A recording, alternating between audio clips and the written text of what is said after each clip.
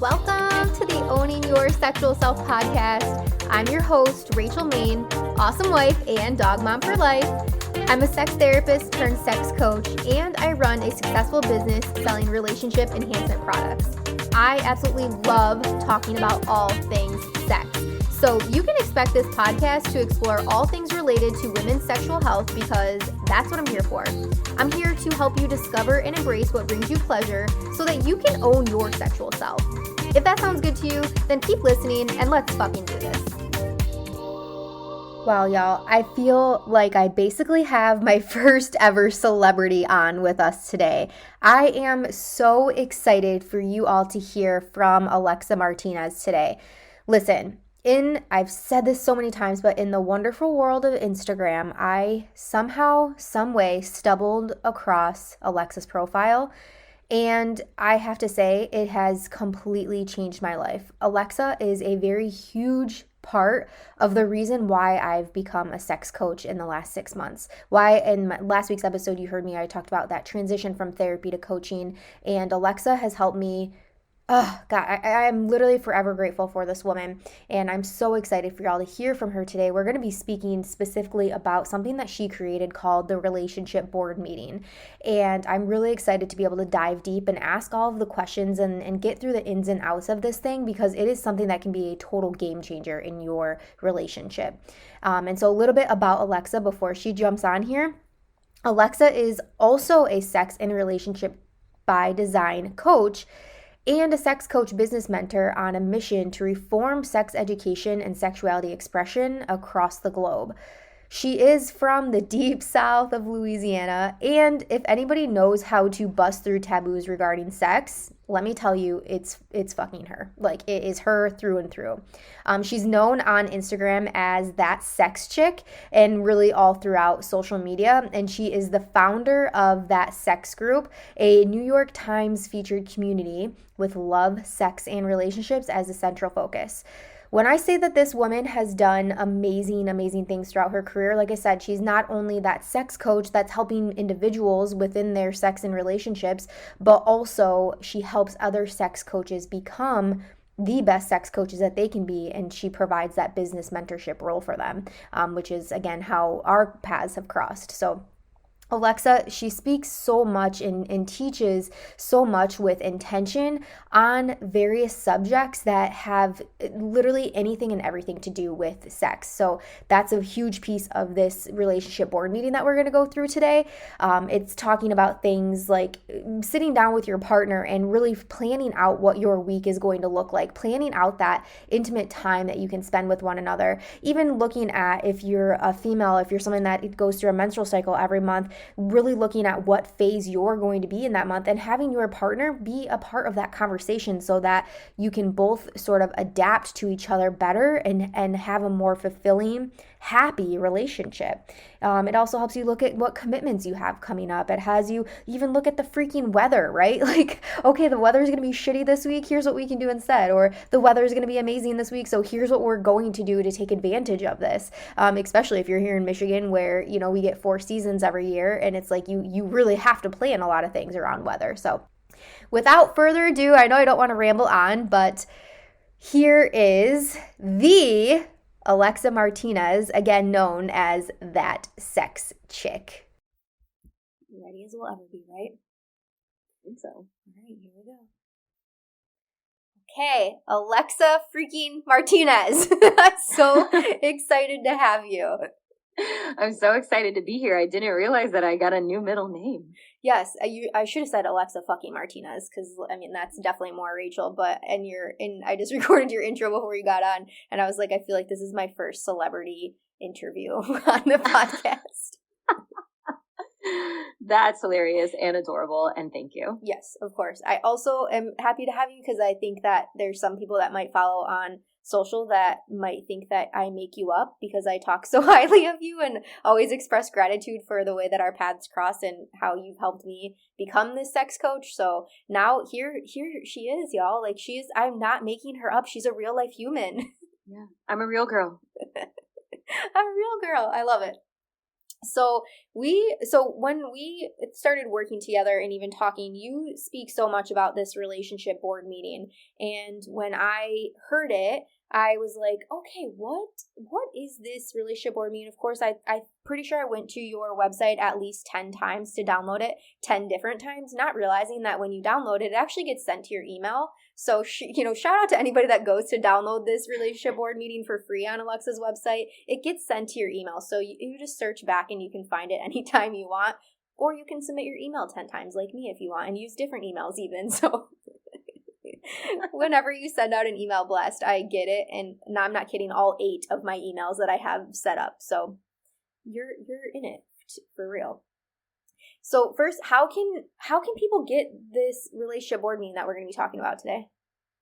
So it is one of my favorite tools, something that I speak about regularly and something that I spoke about for a couple of years that my partner and I do. And I guess just speaking about it, I had more and more people start asking how do they do it for themselves. And eventually it turned into a PDF kind of like worksheet. That way you can bring that, and you can do this whether you're single or you're partnered. And, it's a great way to check in with yourself and your relationship with yourself and your relationship with the person that you do life with. So it is a cool little PDF worksheet that helps you drop in, get present with what's going on in life, and then reminds you of what's important. So you remind yourself of what's important. You can find it on my website. That's sexchick.com. It's the main pop-up, and it's at the bottom of almost every one of the pages. So if you want to check that out, go to that sexchick.com. You can find it there, and I will email it to you so that you have it for further reference.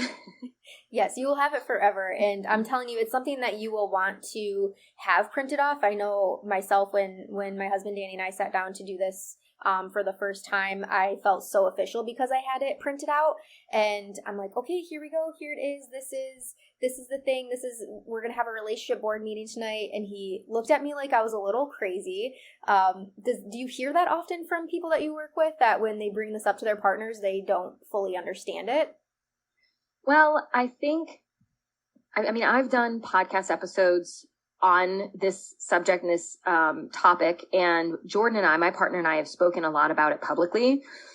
So I like to give those places where I've either written about it or spoken about it, or there's a video of us talking about how we do it. That way they can get more language. And that way, if they want to maybe send that to their partner ahead of time so that they're kind of clued in.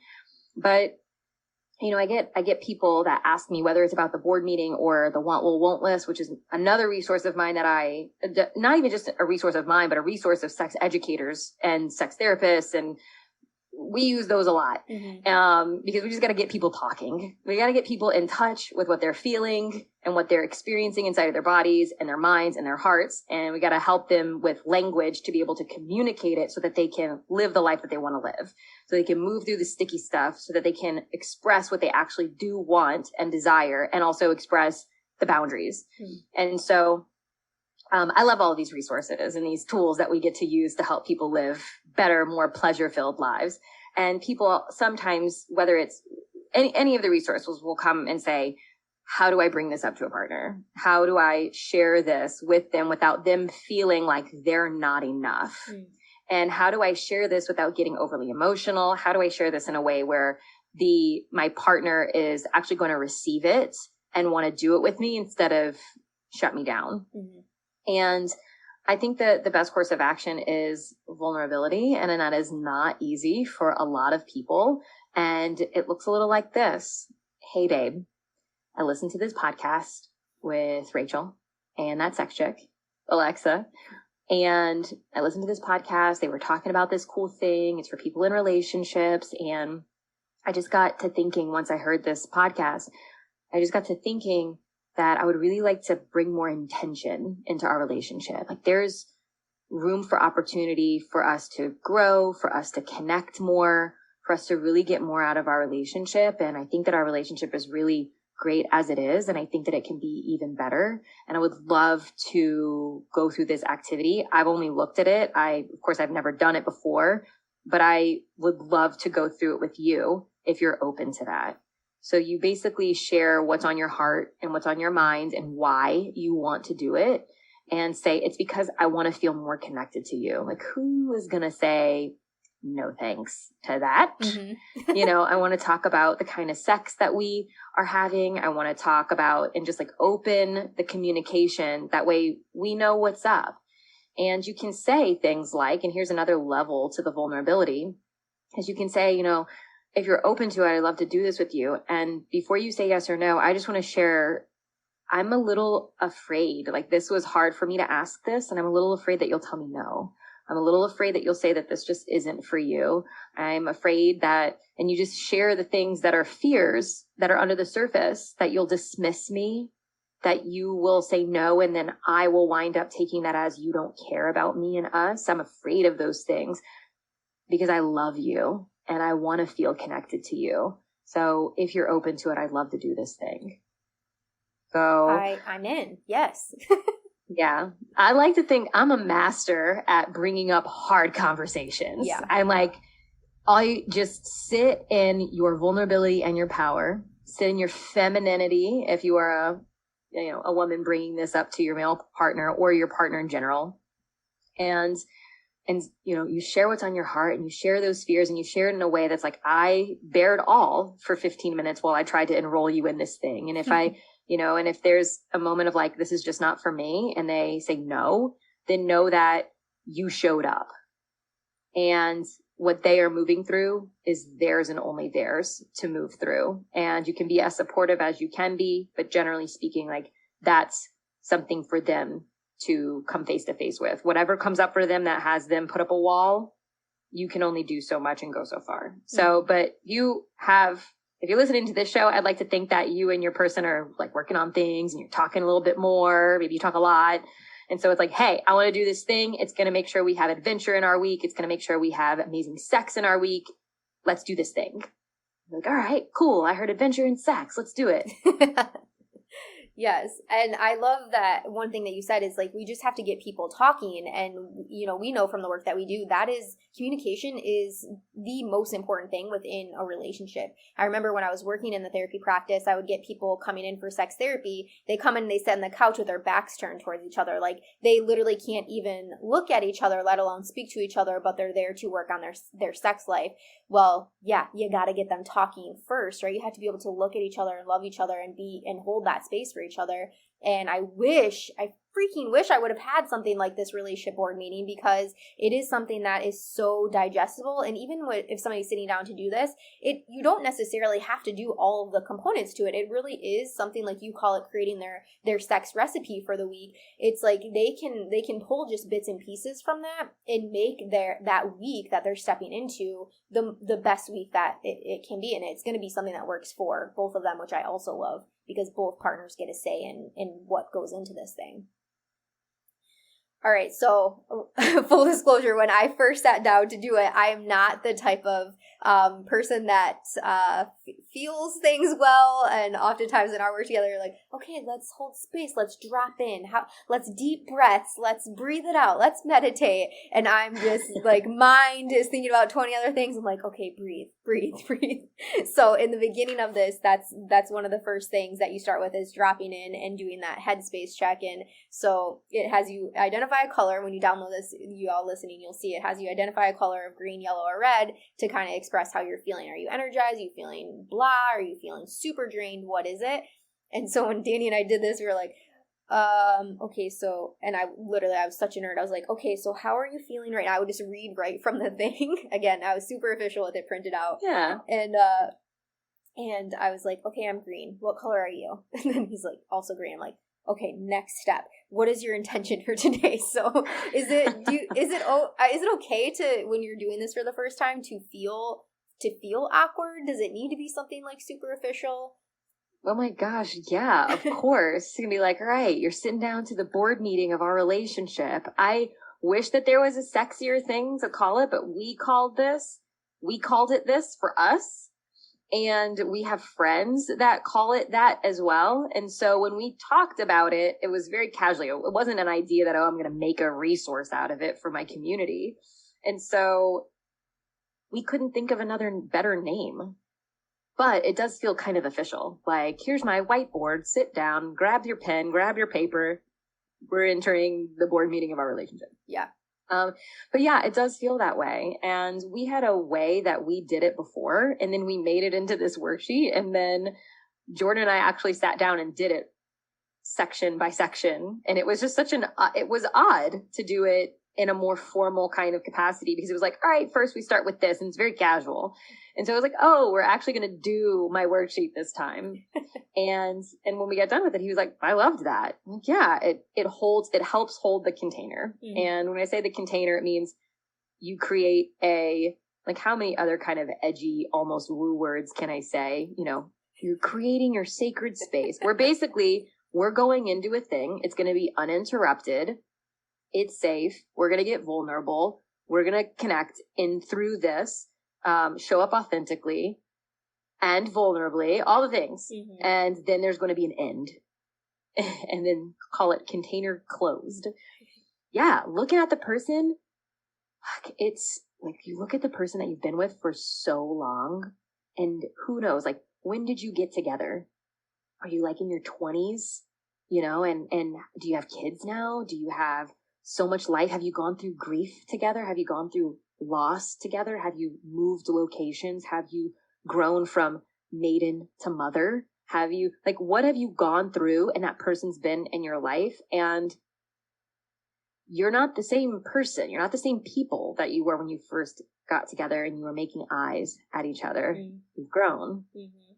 You've changed. You've evolved. And for some people, it is wildly confronting for me to say, look at each other in the eyes, uninterrupted. Take a breath in together and out together. And I watch people, like you said, the people that go into your office and they put their backs to each other, like, face yourselves right, like, face each other right now and be flooded with all the memories of what you've been through together. Mm-hmm. And sync your frequencies, sync your vibrations with each other, sync your heartbeats together. You chose each other. And usually, like, within the first 30 seconds, they're both crying. Mm-hmm. It's like, remember what you're in this for, because you fucking chose this. You made your bed, lie in it. But when you're lying in it, make sure it's like on silk sheets. Yes. And it feels amazing. So. I love that. And Danny and I have definitely been in that space where we had to look at each other and, not say anything. I'm always the person that laughs right away. And then eventually it's like, all right, I get it. Now I get in that space, and you're exactly right. You have all those emotions just flood to the surface. And that very much, I'm sure, comes from the fact that people don't take the time to do that in your everyday. You get on autopilot, you get so busy with life, then you throw kids into the mix or other family things or just fucking society right now, that the world that we're living in, all these things mm-hmm. get added, and it's so easy to get again in that autopilot routine and not make the time. So utilizing something like this, it allows you, like, you literally have it on here. You're sending love to yourself, you're sending love to your partner, and then you are sending love to the relationship. And that's, again, something that we were taught when I was working in therapy. You're not just treating one person or two people, you're treating it three total. That person, this person, and then them as their couple. And so mm-hmm. when you're able to look at these things that are in here, so I love how it's broken down. So on the PDFs, you have the weekly overview. So you have people look at what the weather is like. You have people look at the menstruation cycle, any commitments that they have this week, and then relationships. So why those four things? Where did those come from? Kind of the thinking behind that. I mean, the original questions that Jordan and I were asking each other, we would get through a week and we would feel oddly disconnected. And we're two people that communicate very well. And we'd get through a week and we'd spend a lot of time in the house because we both work from home, and we always have, even before he transitioned out of his corporate job. We're both in the home a lot, and we'd feel like we spent a lot of time around each other, but not with each other. And we felt like we would create a routine and we would go through the motions, and it just felt like stuff was missing. Mm-hmm. We might have sex a couple of times a week, but it wasn't anything to write home about or tell my girlfriends about. You know mm-hmm. what I mean? It was kind of just, we could see it. We could see the thing happening that we knew we didn't want.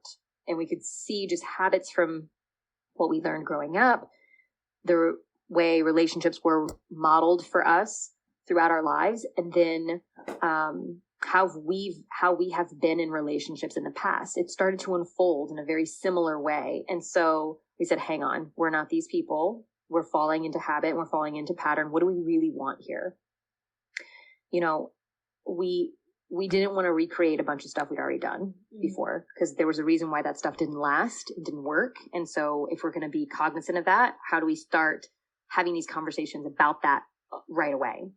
And so that's what the questions we were asking ourselves after the week. It was, what could we have put in there that would have really made that a well-rounded week, where we felt properly sexed, properly fed, properly watered, where we felt like we had some adventure and excitement, that we got the spikes in the adrenaline, the elements for intimacy, because intimacy doesn't necessarily mean sex. It's where we feel bonded, close, learning something new, doing a hard thing together. So how can we sprinkle these elements into our week by week, where we end our week going, fuck yeah, like high five. That was awesome. And sometimes we sit down, we do the board meeting, we ask ourselves all these questions, and we lay some stuff out on the calendar, and that week just goes to fucking hell in a handbasket, and nothing that we decided gets done. We're just like in reactionary mode because the world's doing some crazy fucked up shit again. Yeah. And we just are in reaction, respond. Both of us have clients that we work with that come with their own stuff. And so we're holding a lot for other people too. So how do we make sure we hold for ourselves?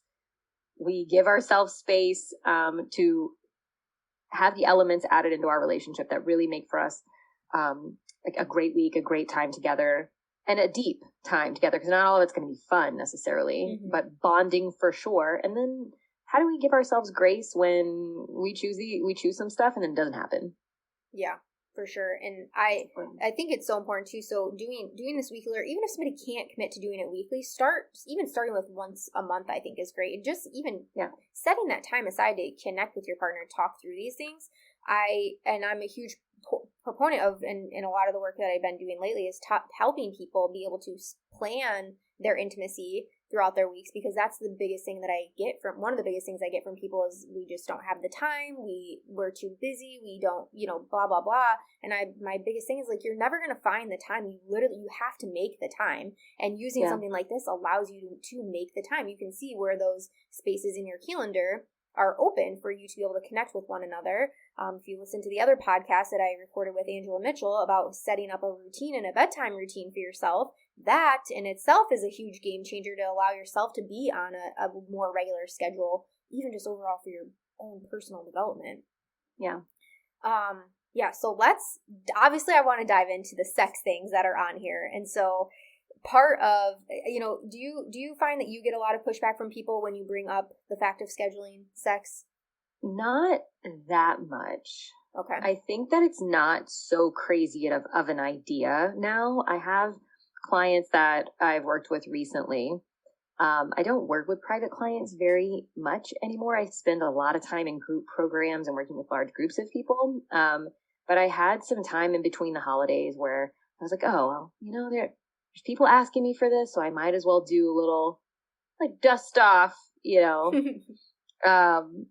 I don't know where that analogy was going, but just go for it. And so have some more have a few private clients that are specifically in the sex, love, and relationship space. And I am so reminded why I love to do this work. And I remember the first time I just in passing kind of said something about putting it on the calendar, and it was like kind of a cringe, like, oh, put it on the calendar. What does that mean? And then throughout a couple of sessions, I found out the story behind it is that they were friends with another couple that didn't like each other.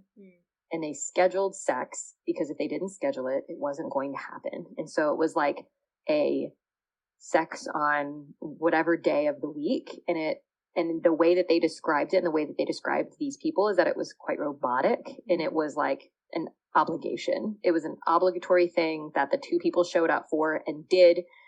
And then their relationship carried on, and that their relationship from where they stood wasn't filled with love and excitement and connection. Yeah. And so they associated scheduling sex with that. Yeah. And I said, well, we're just going to work on this mindset. So how do you want to view scheduling sex? And it can look a lot of different ways. And when you go through maybe something like the relationship board meeting, which, by the way, Rachel, I'll mention that if it's a little bit overwhelming to think about doing this weekly, I love the idea of doing it monthly. And that way you're, planning instead of all these different buckets into 1 week, because especially if you have littles, it's just like, I don't even have time to take a bath. God damn it. So look at the month at large. Yeah. And start there, give yourself the win, for sure. Give yourself the win. So, when it comes to the sex specifically and scheduling those things, it's a lot of pressure to put on a relationship to have only spontaneous sex. Where you're spontaneously aroused, which is usually more men than women that are going to experience that. Men have, on average, 11 erections a day. Not all of them are because they want to have sex, but lo and behold, a dick is hard. And women are turned on throughout the day too. We're turned on throughout the day at various times. And sometimes it's because you're really feeling yourself and you love the project you just completed, or the macaroni necklace that looks beautiful, or whatever's in your life, and then sometimes for a man, it's like, I'm just a penis owner. I'm just driving on a bumpy road and there it is. Rock solid, as Jordan likes to call it. So not all of the arousals throughout the day are really like, I want to have sex. And sometimes it's like, ooh, I'm a little turned on, but I'm tired as fuck. So I can either actually have sex or I can go take a nap. What do I really need? So putting that pressure on spontaneous sex, that means you're aroused, I'm aroused, we're in the same place, we have time, let's get this going. Like, there's just a lot of pressure to be putting on that. Yeah. That's very accessible and attainable at the beginning of a relationship because it's new relationship energy. Usually you have the space. That person is inherently risky, and so it's exciting. And so you make the time for it. There's no way you're going to take a nap. You're going to go have sex. Yes. That's like beginning. So instead of thinking, I just need to get the thing back that I had when we first got together. Why? That was when you first got together. Now is now. You get to be in the now with it, which means you participate with it in a different way. In order to have the same or similar feelings and experiences, you're just going to go about it in a bit of a different way. And so anyway, lots of pressure to put on spontaneous sex. And so, and from where I stand in my own personal life, if we plan it a couple of times a week, then usually there's going to be one spontaneous time that happens. And usually if we don't plan, it's less likely we're going to have spontaneous sex. Interesting. Because there's something about knowing that it's coming and we're going to do it on this particular day, at this particular time. We've got the time set aside to be intimate, to go through a ritual, to be with each other, that we're going to feel connected. That's a, Mr. Perel quote that's, if you want to have more sex, have sex. Yeah. Like, you feel the bond. So sometimes it's going to be a little crunchy. Like, I've got to plan it. Have you ever had one of those times where it's like, our relationship needs to fuck right now? Like, it's crunchy. We are not connecting. And like, the only tool that will bond us is some oxytocin post-coital, Yes. that bubble after. That's what's going to give our relationship, I call it an exhale. Just like holding, pent up, and then the orgasm happens, or not even just the orgasm, but just the connection, the sexual intimacy occurs, and then the whole relationship just gets to breathe out. Okay, we can do this. I'm in this. And sometimes when you get to that point, that sex ain't great. So just get it out of the way. It's like, I don't like your left eyebrow. Yeah. It's just like, whatever the reason is, you're just like, I don't even want to be around you, much less have you inside of me. However, I love you and I've chosen you and I choose you in this moment. And I want for us to have a great relationship, which this is foundational. So your buckets can look like spontaneous, sure, but they also can look like times where you can create an opportunity to play. If you want something more, something different than what you have, then you have to create an environment that is able to, the seeds are able to be planted and they can grow. And that doesn't mean I really wish you make me do this, whatever, insert the thing, or you use more toys or whatever. But if that person's never done that before, or they've never done it with you and they're afraid of failure, It's not really creating an environment for growing and exploring. So if you create something like, we call it a sexploration, where we're going to try something new and there's no pressure to be sexy and there's no pressure for an orgasm to happen, because how else does he learn my body in a new way where he's not afraid I'm going to criticize the fuck out of him? Yeah. Because it's a thing. Yeah. And I know this in myself and he knows it too. So it's like, if I've been burned before, what do we got to do? Yeah. So that's an environment that you can, schedule something on your calendar. And if you're listening to this, and I imagine that the majority of your listeners are female. Is that accurate? Yes. Here's my inner mantra. You cannot fail. I say that to myself about my partner. You can't fail. And I oftentimes will tell myself to make him right so that I can let go. Because this desire to always be controlling and deciding and right, we don't fucking want that all the time. It's just too much. And so for my system, I need to make the decision to make him right, to chill the fuck out, to surrender, and to create space where he can't fail. Yes. And that is hard. Yes. It's so hard. It is my lesson to learn. Just like his lesson is to keep going, even when he feels those moments of she might be judging, is to keep going and stand his ground and to harness whatever confidence he still has left, and sometimes in those moments, and sometimes it's beautiful, but that's just, real, has been real for me many times. And I know is real for so many other people. Yeah. So, I know I'm going on little riffs on the buckets for sex. Yeah, it's so good. And a few things, like you said, nobody truthfully wants their relationship to be what it was when you first started. Probably some pieces of it, but you're exactly right. People are growing over time, and you want to make sure that you are growing with each other and that you're maintaining on the same page and that you're both fulfilled. You're getting your own personal needs fulfilled, and that you can provide for your partner what they need from you to feel also fulfilled, because in the end we all want that amazing pleasure, and we all deserve that pleasure on a weekly, if not a daily basis.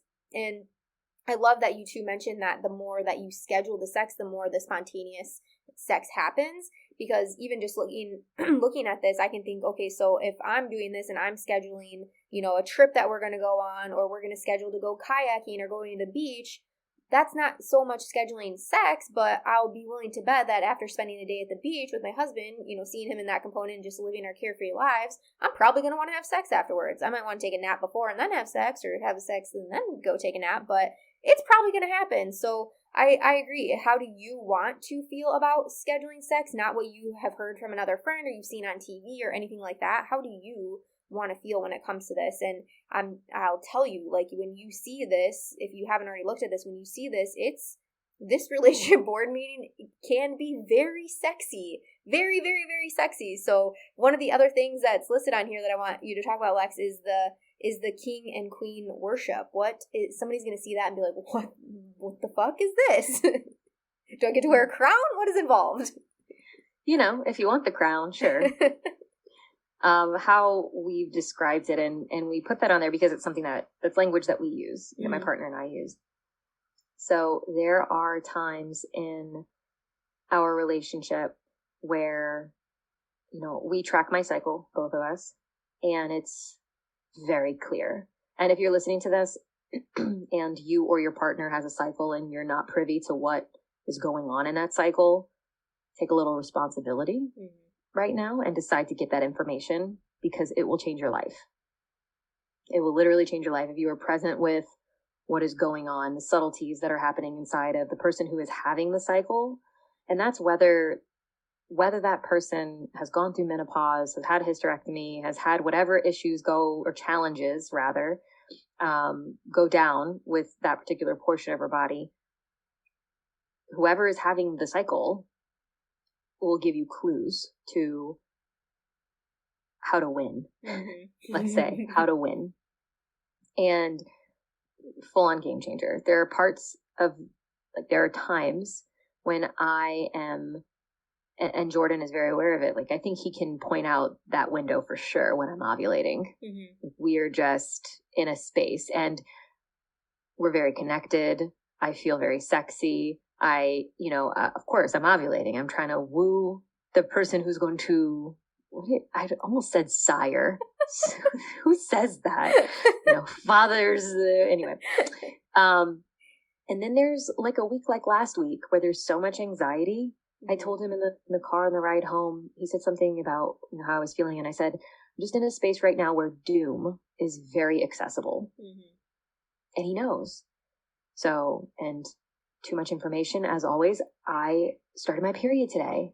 So he knows that this time leading up is sensitive. And it doesn't mean that we always are trying to rush to my next ovulation phase when things are more comfortable necessarily or more understandable for him. So that's like a lesson for me is how do I love myself throughout all of the phases? Because they're not all bright, shiny summer days. Yeah.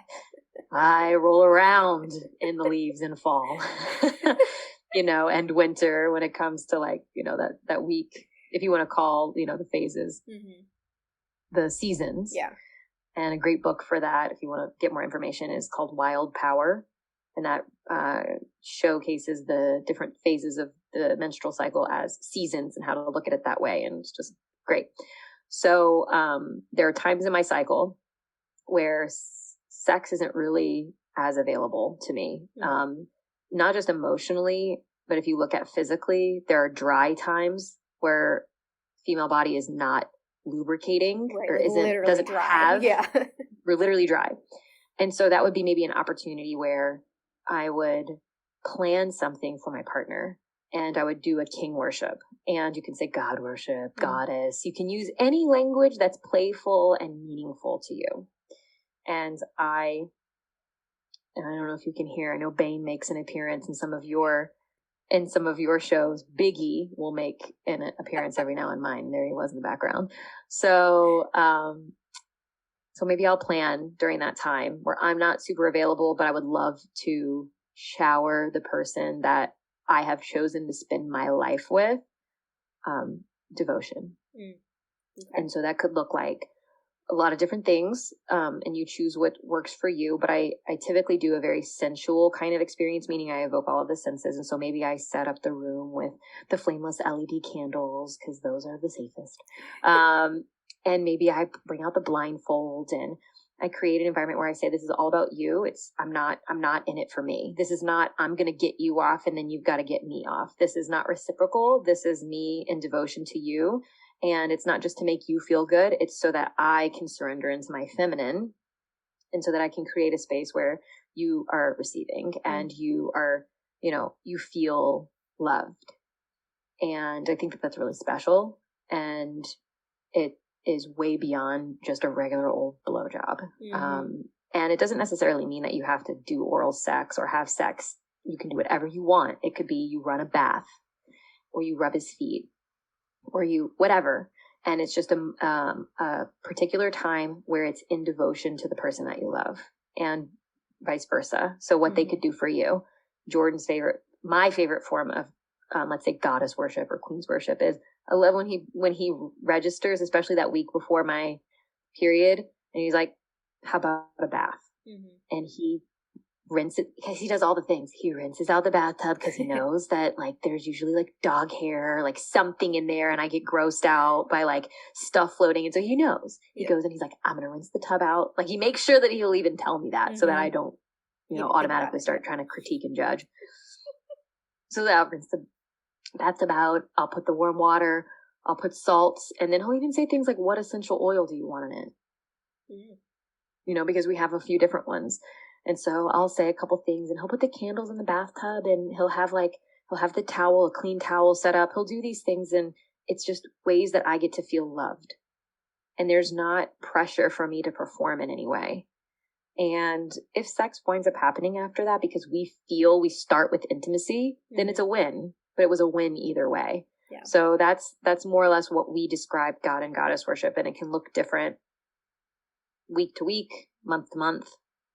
Yeah, I love that. And again, when you're using something like the relationship board meeting, these are things that you're talking about. And so depending for the women that are listening to this, depending on where you're at in your cycle, one of the sheets on here will kind of tell you what to expect that week for yourself when you're in that phase.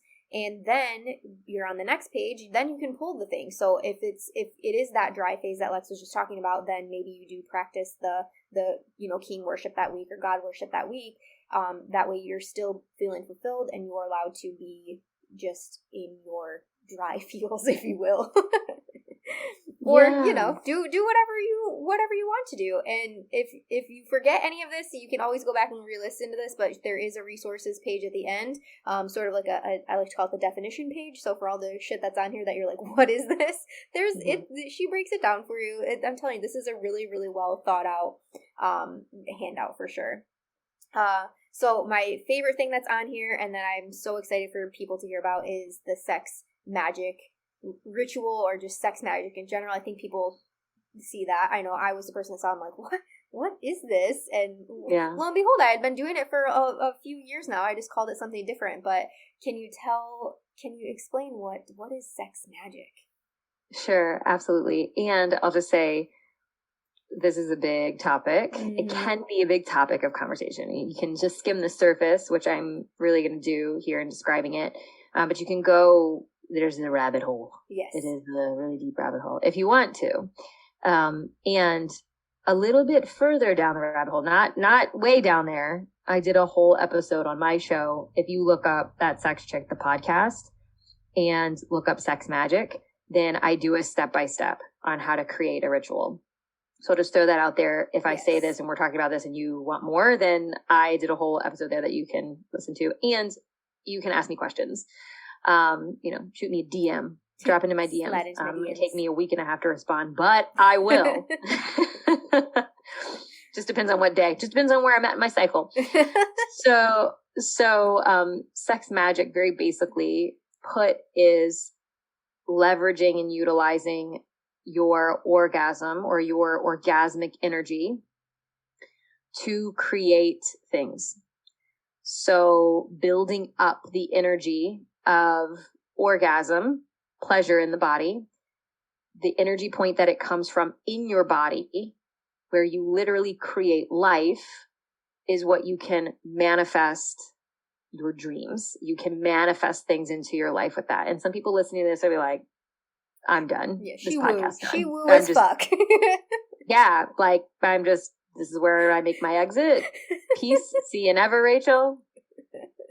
This fucking witch lady on your show. Just, And then there's some of you that are like, what the fuck did she just say? Mm-hmm. Like, rewind 15 seconds, listen back to that. You can create things in your life with your orgasms. Look, does it work? I don't know, but my life looks pretty miraculous. And I've been practicing it for a while. And if anything, if it doesn't work, so to speak, I'm at least being really connected with my partner. We're aligning on our vision and our values. And I'll just say that life's way more fun believing. Mm-hmm. Life is way more colorful and way more fun thinking, oh yeah, the house that we're in, it's because I orgasmed to it, or like this thing in business or this thing in life. It's happening because I am making love to it. Yeah. Energetically. And so just to kind of describe sex magic, what it looks like, a ritual, we try to plan at least a ritual once a week, if we can. Sometimes it's a little bit harder than others. Jordan and I were both sick and very stressed this past through the holidays and into the beginning of the new year. And so we are actually going away this weekend, impromptu weekend getaway, so that we can drop back in. And sometimes it takes doing something radical, like going on a trip or like a staycation or just getting out of the norm. So it's like, hey, we like some stuff's just gone down in our lives. We need some reminders of who we are, where we're going, and why we're in this.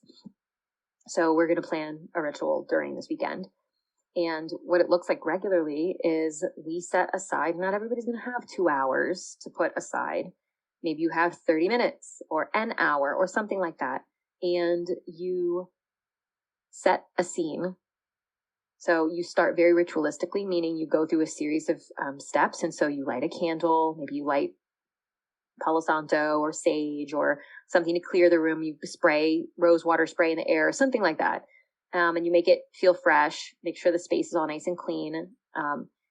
Maybe you grab a journal and you spend, you set a timer and you spend some time journaling on what you want to create in your life and in your relationship. And then you write that down and then you share it with each other.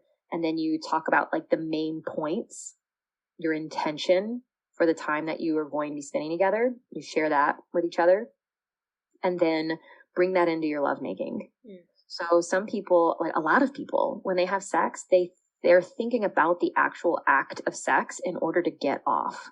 Sometimes they're thinking about a porn clip that they watch. Sometimes they're thinking about, I experience a lot of women that say, I can only have an orgasm if I think about woman on woman sex, but I'm with my male partner. Am I actually bisexual? And like people get really confused based off of what helps to get them off. Yeah.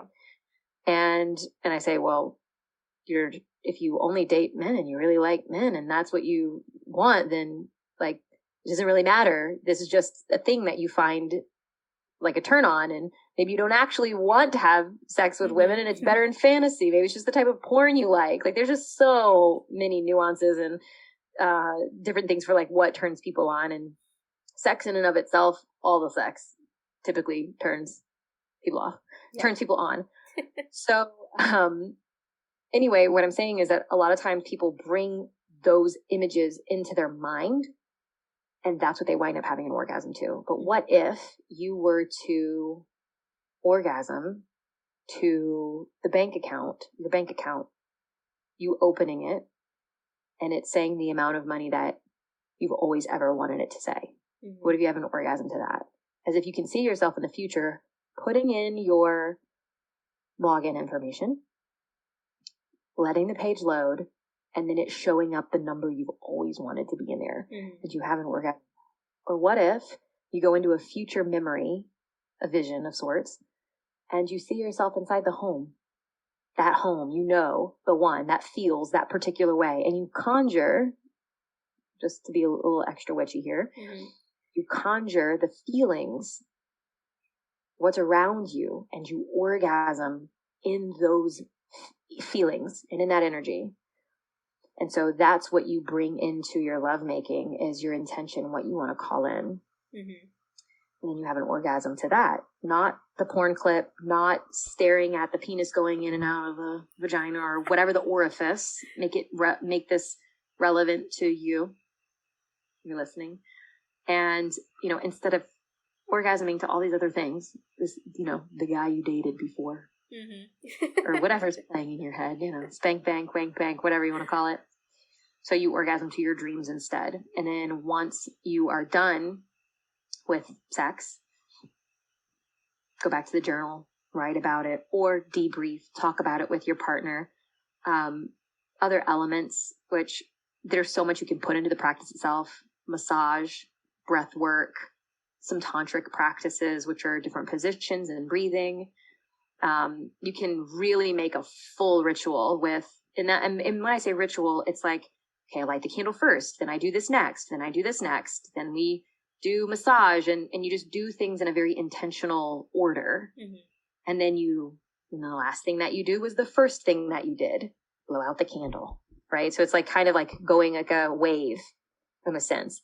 And then you close the container and you go create shit from that space and from that energy. That's sex magic. Very basically, that's sex magic. Yeah. I will definitely link your episode on sex magic into the show notes for them, because I think it's very valuable. And knowing what I know about sex magic, I know that was literally just scratching the surface. So take our word for it. Listen to her episode for sure.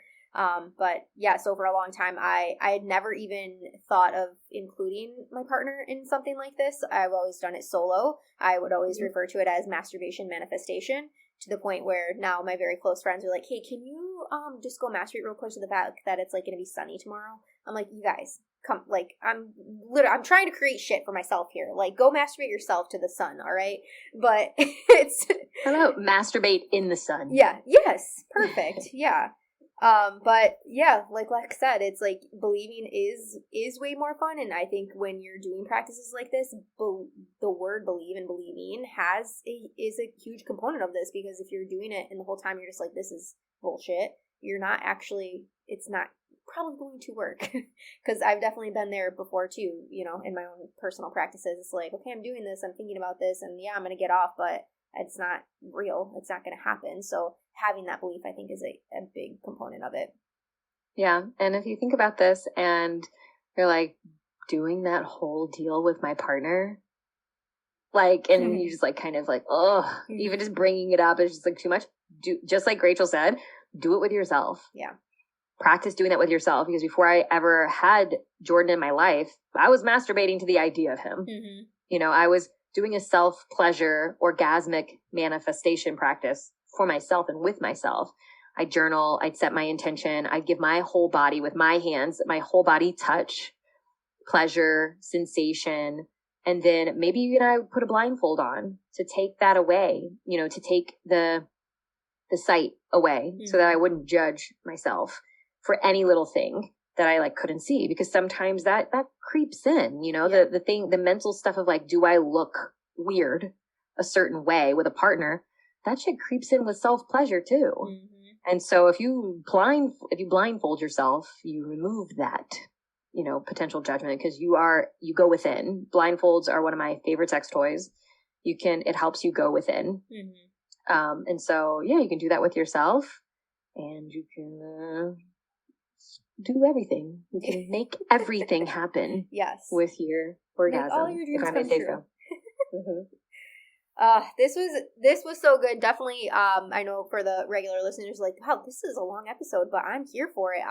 Like every single portion of this was valuable and relatable, I think, to a lot of people. I think that we've normalized a lot for so many people that either have some feelings around scheduling sex, have some feelings around the woo-ness that we've mentioned today. I mean, there's, you know, this, you're listening to this podcast because you are here because you want to have more for your sexual self, right? Like that's why you choose to be here. So as always, I tell you to be open-minded and just take what's going to work for you and try it. If it doesn't work the first time, try again, right? Like, what's the harm in that? And in most of these things that you're going to be choosing, in all of these are all designed in some way to bring some sort of pleasure to your life, whether that's in the sexual component or not, which is another reason why I love this relationship super official PDF document board meeting. So again, yeah, any last remarks? I know we gave them the website. They know where to find you, that sex chick, on Instagram and all the social platforms. That's where they'll go to get the PDF. Any last more wise words of wisdom for them? I mean, I think that this was a really full episode. I think my hope is that there is a lot of takeaways there. And so my last thing is the fact that you are listening to this show is remarkable and is a celebration and is progress. And congratulations to you for not just wanting more, but actively participating in your life to get the more. Mm-hmm. And just when you think like, oh, that was really good, I finally reached a thing in life, whether it's in sex and pleasure and all that, just know that you're always scratching the surface. Yes. And so if I may say, I am proud of you for listening to this and for choosing your pleasure and for choosing a fulfilling relationship and actively seeking that out. So good on you. Yay.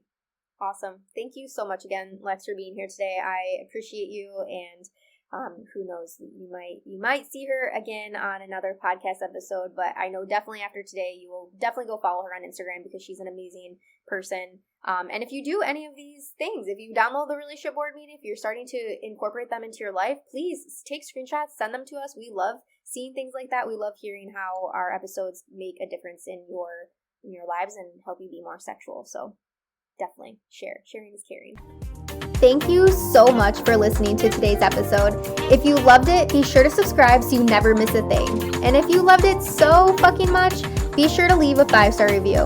I'll see you next week, and until then, keep owning your sexual self.